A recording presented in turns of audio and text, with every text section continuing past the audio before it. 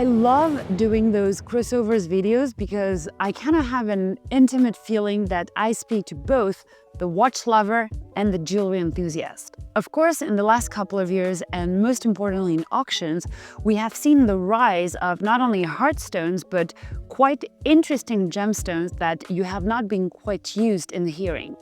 I'm not going to mention the precious four, which are diamonds, emerald, rubies, and sapphires, but many of the others. In the world of jewelry, gemstones has a palette not as infinite as sky's the limit, but even if you have heard more than just the precious gemstones or the ones that are quite well known, just like turquoise or onyx or malachite, there has been, and I have spotted in some watches or jewelry, some use of extraordinary, if not super rare gemstones.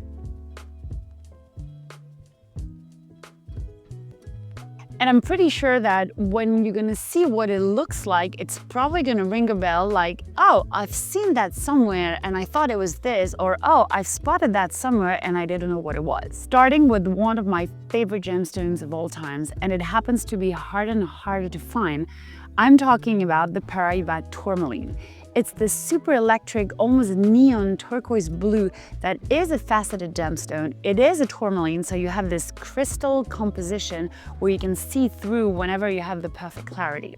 And it is known for this green-blue glow, and even though this gem has become rare and rarer because the mine where it was found is pretty much deprived of any more rough stones, Boucheron, for example, has used one of the most stunning Paraiba Tourmaline in one of their iconic cocktail rings that is adorned also with the Macri collection and the regatta technique, where you see this line on gold, super textured, that reminds their expertise in the work of gold.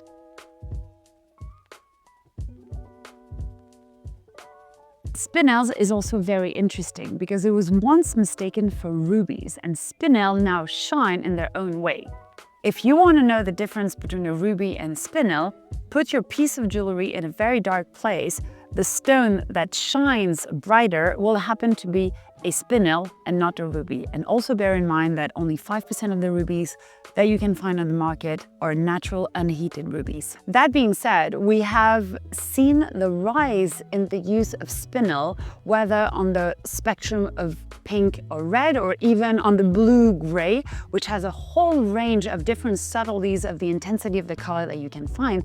It's a really interesting stone to look at and potentially consider buying. And even though it's also one of my personal favorite color gemstones, whenever you want to find some hues close to the gray, blue, or red pink, Spinels have become some of the brand's favorite choices, just like Boucheron or Cartier, who have put a lot of Spinels in their latest jewelry and high jewelry collection. If you think about the Black Princess ruby and the British crown jewel, everybody thought for a while that it was a massive ruby, even though it was a Spinel.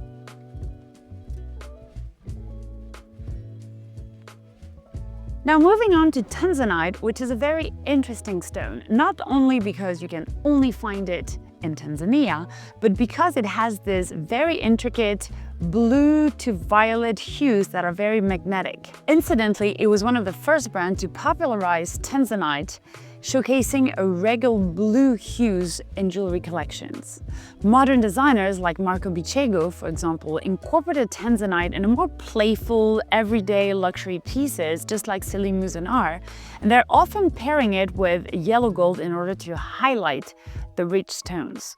Why Tanzanites are so special? It's about 1,000 times more rare than diamond. And even though Tanzanite require a heating treatment in order to enhance and make the color appear to the beauty that we know, experts have predicted that the resources in Tanzanite will be probably extinct within the next couple of decades.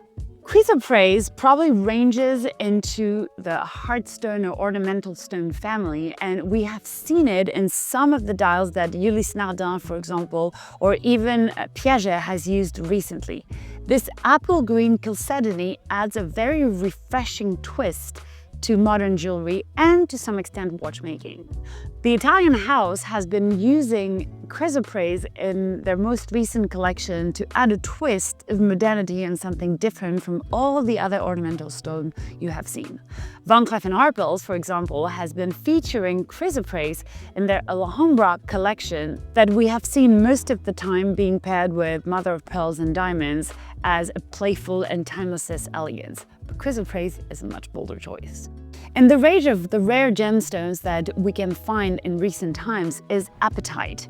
And Apatite is close to the Paraiba Tourmaline, even though it is much softer on the moth scale, which gives you the fragility and the hardness into the stone, generally sets Apatite as a rival to the Paraiba Tourmaline.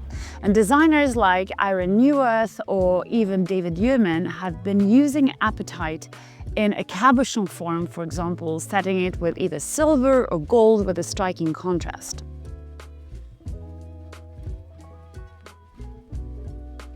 Now, part of what we could call an extraordinary gemstone, and it actually is Paparadscha Sapphires. Not necessarily because their color is very interesting and hard to describe, it's actually close to impossible to find two Paparadscha Sapphire of the same size, but most importantly, the same color. Really big carat size in Paparadscha Sapphires is almost impossible to find. And you can see it with a very subtle orange-green, almost salmon looking with a pink tone into the sapphire. Brands who have built a reputation in not only loving the stones but playing with it is Céline Mouzonard, who's been playing with Paparadscha Sapphires for many years. And most recently, we have been able to spot into a Chopard Imperial watch a few Paparadscha Sapphires that were set into a dial, and that was obviously a limited edition of 8 pieces, which, to my knowledge, is the first watch brand to ever use Paparadscha Sapphires into a watch. Describing a stone as filled with fire and edge and color, I cannot help but mentioning Mandarin Garnet.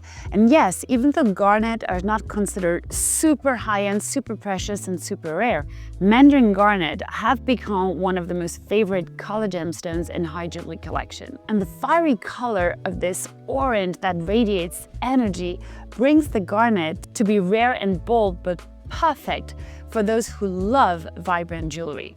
Speaking of vibrant, you can also sometimes, if you don't have the gemologist eye for it, you can almost misplace a fire opal, also known as Mexican opal, for a Mandarin garnet. And you can have not the subtlety of the different range of color that you can find in a white or black opal, but fire opals are just to die for. You can almost see the flame coming out of the facets when you look deep down inside the stone. And speaking of white, or most importantly, black opals, which are technically blue, that have some hints of green, orange, and sometimes purple, and they're quite fascinating, not only because every single opal is unique, but when you look at some of the watch dials, it brings the whole beauty of a watch thanks to where the opal was carved and cut in order to create one of the most vibrant pieces of watch or jewelry, for the matter, that is to see. Yes, I could dedicate a whole episode on opals, and you know what? Maybe I will, so stay tuned.